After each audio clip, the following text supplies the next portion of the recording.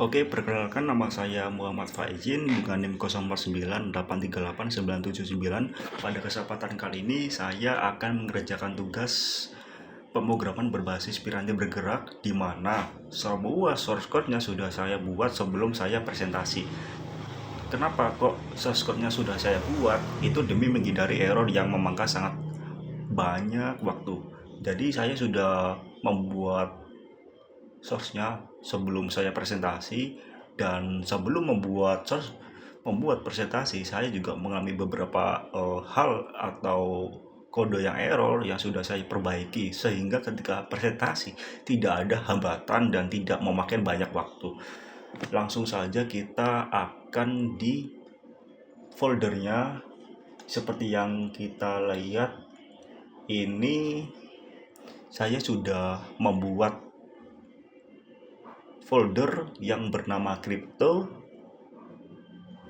lalu di dalamnya ini terdapat proyek yang namanya crypto app. Tapi sebelum saya bahas ini, saya itu akan baca soalnya ya.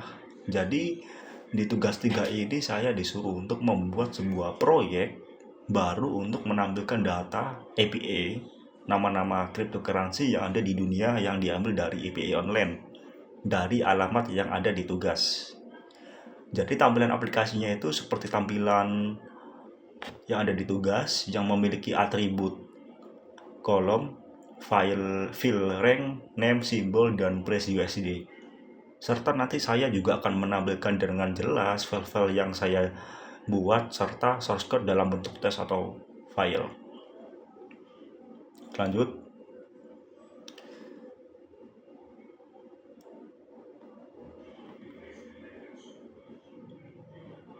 Oke, kita lanjut di baris. Saya ingin menunjukkan baris homepage, file homepage baris pertama yang ini template. Jadi untuk baris pertama seperti biasa ya, tag pembuka semua UID view. Semua elemen HTML yang tampil di layar harus ada di dalam sini. Terus di baris kedua itu ada IonPack, komponen dari Ionic yang membungkus satu halaman penuh. Ini juga wajib ada di setiap halaman Ionic. Tanpa IonPack, halaman tidak akan render dengan benar. Terus di baris ketiga ini ada yang namanya Ion Header Translution, yang seperti yang kita lihat itu.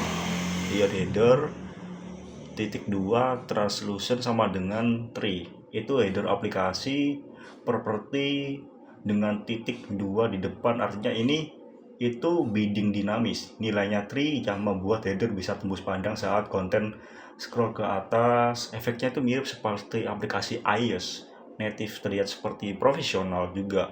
Terus di baris keempat juga ada Ion toolbar. Toolbar ini itu horizontal di dalam header, dan juga di sini kita juga bisa meletakkan judul dan tombol-tombol. Lalu di baris kelima ini terdapat judul aplikasi yang menampilkan tengah toolbar di sini. Di baris kelima itu juga memiliki font outfit yang sudah kita definisikan di CSS agar terlihat lebih modern. Lanjut di baris ke-6 itu terdapat slot. Di sini terdapat slot untuk tombol di sisi kanan toolbar Ionic yang mempunyai sistem slot N sama dengan kanan. Kalau kita bahas per baris mungkin agak lama ya, jadi kita bisa langsung lompat ke bagian loading state saja. Skeleton script di baris 21 ini. Di baris 21 itu ada loading state. Di sini kita masuk ke bagian yang sangat penting dari sisi pengalaman user atau UX. Ini adalah loading state. Jadi tampilannya tuh muncul saat data sedang diambil dari internet.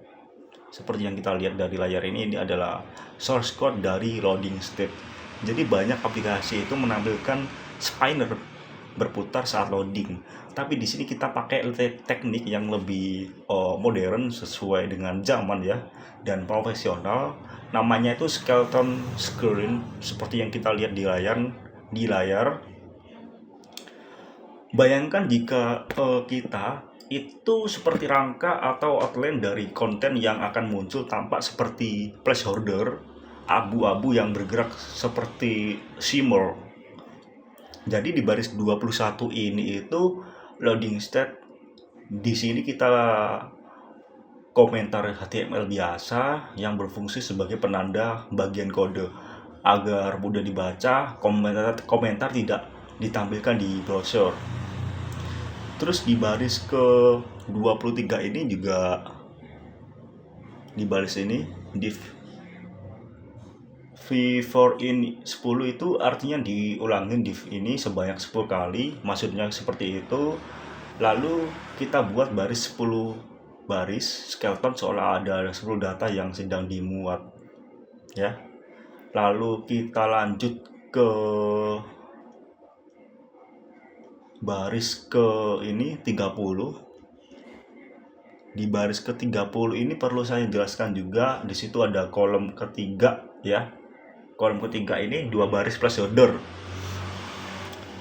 Di baris ke sini, satu untuk nama koin, terus dan satu lagi untuk simbol koin.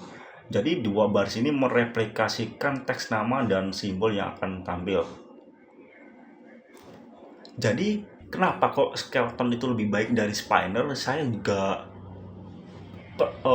membaca ya sebuah artikel penelitian dari jurnal yang pernah saya baca itu, bahwasannya membuktikan bahwasannya itu skeleton screen itu membuat user itu merasa aplikasi lebih cepat dibanding spinner.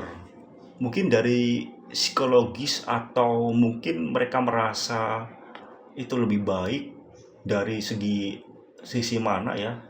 Tapi kalau menurut saya sih memang skeleton ini memberikan gambaran tata letak konten yang akan datang. Jadi otak pengguna itu sudah mempersiapkan diri untuk melihat data. Jadi spanner ini hanya bisa mengatakan tunggu tanpa informasi apapun. Aplikasi besar seperti yang kita pakai sehari-hari seperti Facebook, YouTube, semuanya itu menggunakan skeleton loading. Terus di baris ke-42 juga saya akan menjelaskan itu namanya error state. Jadi kita lanjut ke baris 42, ini ada error state yang tampilannya itu yang muncul kalau pengambilan data dari API gagal. Jadi kalau API-nya gagal, misal koneksinya internetnya tiba-tiba mati atau server API-nya sedang down, tentunya kan banyak banget developer pemula sering lupa menangani kondisi seperti ini, dan hasilnya tuh aplikasinya tuh ya nge-freeze atau tampil kosong tanpa penjelasan. Jadi di sini kita bisa handle dengan benar fungsi error state itu. Jadi juga kita lanjut di baris ke-48. Di baris ke-48 ini ada yang namanya coin list. Ya, seperti coin list ini seperti daftar koin utama gitu. Nah, di bagian utama yang paling penting itu yaitu coin list, tampilan yang muncul setelah data berhasil diambil dari API. Semua koin cryptocurrency itu ditampilkan dalam bentuk list atau daftar dengan informasi yang sangat lengkap yang bisa diambil dari API itu sendiri. Kalau kita lihat di baris ke-49 ini, itu div vls class coin list itu, vls itu seperti adalah kondisi terakhir tidak loading dan tidak error. Artinya datanya tuh sudah berhasil dimuat. Ini menampilkan daftar koin yang sebenarnya. Lalu saya juga mau menjelaskan tentang struktur dalam setiap baris koin. Jadi di dalam setiap div coin row itu ada 4 elemen yang disusun secara horizontal menggunakan flag block. Itu di baris ke-57. 57 ini yaitu dev class rank. Jadi di baris ke-57 ini yang kita lihat di layar ini div class rank core, itu sebuah kolom pertama nomor rank dalam format 1, 2, 3 dan seterusnya agar ditambahkan langsung di template. Font Spanish mono yang monospace membuat angka rank terlihat presisi dan sejajar. Lalu kita bisa lompat ke baris ke-70 ya. Di baris ke-70 ini kita perhatikan ada sesuatu yang keren sih, yaitu dynamics class. Jika nilai persen change 24 Hz lebih besar atau sama dengan 0, kita gunakan class box yang memberi warna hijau. Jika negatif, gunakan class negatif yang memberi warna merah. Jadi perubahan harga positif otomatis hijau, negatif otomatis merah tanpa kode tambahan. Di baris 71 juga, jika tampilan positif tanda plus, jika negatif tidak perlu tanda karena sudah minus dari nilainya sendiri. Lalu kita di baris ke-78 ya. Kalau kita lihat di baris ke-78 ini itu detail model, iron model ya. Kita masuk ke fitur yang paling keren juga di aplikasi ini, yaitu detail model. Jadi saat user mengatur salah satu koin di daftar, muncul panel di bawah layar yang berisi informasi lengkap. Nanti kita coba ya, apakah itu tadi terakhir kali saya coba itu berhasil, namun loadingnya agak lama sih. Itu walaupun di tugas nggak ada instruksi seperti itu, tapi saya buat seperti itu ya, biar lebih modern tampilannya. Jadi di baris ke-79 ini itu ada ion modal, yaitu komponen modal dari Ionic. Ini adalah sebuah pembungkus utama bottom sheet kita. Terus di baris ke-80 ini ada binding ke variabel is modal open. Saat nilainya benar, modal terbuka. Saat nilainya salah, modal tertutup. Variabel ini saya ubah dari script saat koin diklik. Terus di baris ke-81 ini ada breakpoints. Di baris ke-81 ini ada breakpoints. Itu mendefinisikan posisi-posisi yang kita bisa capai. Modal 0,0.92. Jadi artinya tuh dua posisi 0 sama dengan modal tertutup penuh. 0.92 itu sama dengan modal yang mengambil 92% tinggi layar. Jadi pengguna bisa swipe down untuk menutup. Jadi apa sih bottom sheet itu? Bottom sheet itu panel yang muncul dari bawah layar. Untuk zaman sekarang itu sangat populer banget ya. Kayak Google Maps, terus Grab, Gojek, Tokopedia, terus ya aplikasi lainnya itu memakai bottom sheet. Jadi kelebihannya itu pengguna tidak perlu navigasi ke halaman baru. Konteksnya tetap terjaga dan gestur swipe-nya itu terasa natural di mobile. Terus di baris ke-82 seperti yang kita lihat di layar itu ada yang namanya detail loading ya. Detail loading di baris ke-89. Conditional rendering ini untuk loading state di dalam modal. Jadi berbeda dengan loading utama. Ini loadingnya tuh khusus saat data detail sedang diambil dari API kedua, CoinGecko. Lalu kita loncat ke itu aja. Kita coba loncat ke baris ke 152 ya, yaitu market statistik. Ini lebih penting nih, market statistik ini. Jadi baris 152 ini sampai 121 itu adalah seksi statistik pasar yang sangat informatif. Ini juga data-data yang biasanya tuh dicari investor yang serius. Saya juga sebelum mengerjakan ini juga riset ya. Jadi saya tahu data-data yang biasanya tuh dicari investor yang serius. Lalu kita lanjut ke baris ke 220 itu tak kalah pentingnya ya, 220 sampai 226, yaitu script setup length. Jadi semua tampilan HTML-nya tuh sekarang kita bisa masuk ke bagian script. Disinilah kita itu bisa melihat semua logika data fungsi aplikasi ini hidup. Seperti yang kita lihat di baris ke 220 itu adalah source code-nya. Jadi ini adalah cara terbaru untuk menulis script di Vue 3 yang disebut script setup. Kata setup itu berarti tidak perlu menulis export, default, dan fungsi setup secara manual. Semua kode langsung tersedia di template ya. Length sama dengan test scripts, berarti kita pakai TypeScript.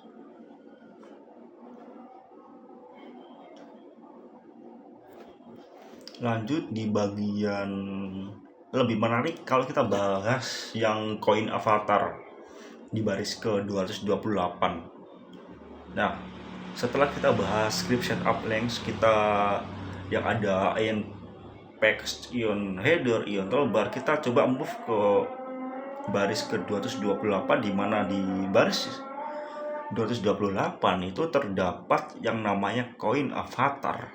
Ini salah satu bagian yang paling teknis dan paling menarik di kode ini. Kita bisa membuat komponen Vue secara inline, artinya komponen ini tuh tidak punya file tersendiri, tapi bisa kita definisikan langsung di dalam homepage.vue. Komponen ini bernama koin avatar yang seperti yang kita lihat di layar, dan tugasnya adalah menampilkan logo dari setiap currency. Bayangkan saja dalam satu halaman itu terdapat sebuah list kripto tapi tidak ada logonya. Tentu saja kan ini akan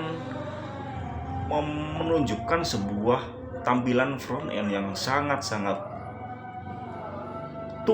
terlalu basic, dimana setiap misal kripto tidak memiliki Bitcoin tidak memiliki icon logo Bitcoin, jadi cuman kayak dikasih teks Bitcoin, Dogecoin tanpa bisa melihat ikonnya. Jadi agar user itu mudah tanpa melihat teks itu tahu bahwasanya tuh ini koin Bitcoin, ini koin Dogecoin, ini koin Shiba Inu, seperti itu.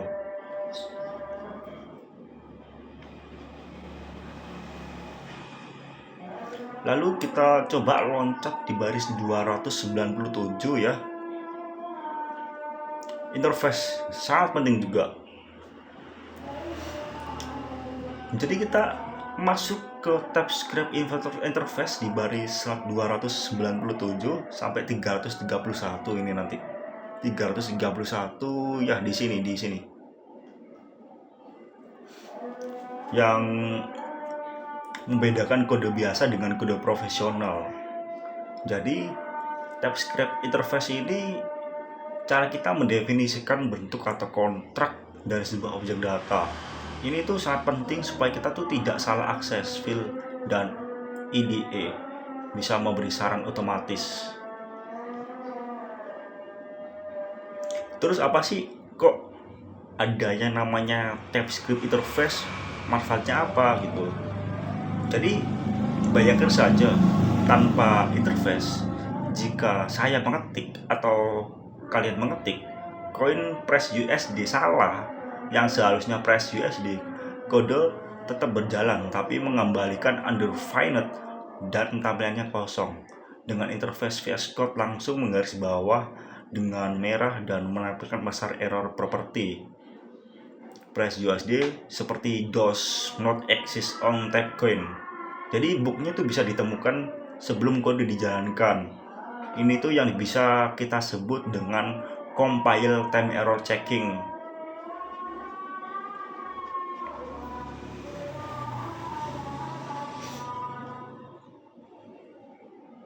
Terus kalau kita lihat di baris 335 itu sampai baris ke 42 ada baris yang menarik itu yaitu baris cons detail di baris 341 ini. Ini merupakan baris yang paling menarik juga, yaitu kita tuh bisa menyimpan data detail koin yang sedang kita buka. Jadi nilai awalnya tuh 0 saat koin diklik di sisi dengan data detail data. Saat modal ditutup itu dikembalikan dengan 0 untuk membersihkan state. Oke. Jadi coba kita operasikan aplikasinya. Kita langsung saja menuju ke direktori direktori aplikasinya. Kita coba di layar kripto, kita menuju direktori kripto app, terus kripto CD salah nih, CD kripto, lalu kita coba Ionic Serve IO. Tentunya kita akan menuju ke halaman localhost seperti yang ada di layar.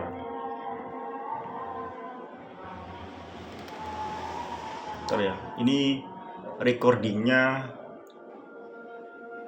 masih menampilkan ini sih.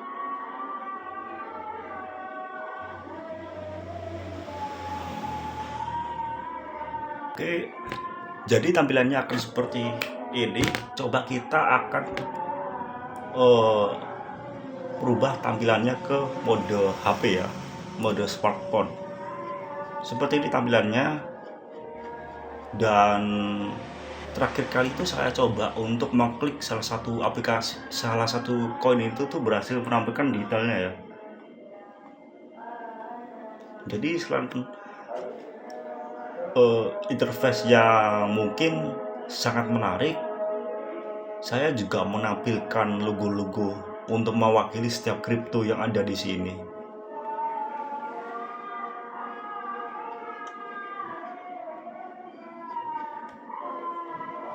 Nah, ini muncul detail cryptocurrency yang sedang naik turun dalam periode 7 hari.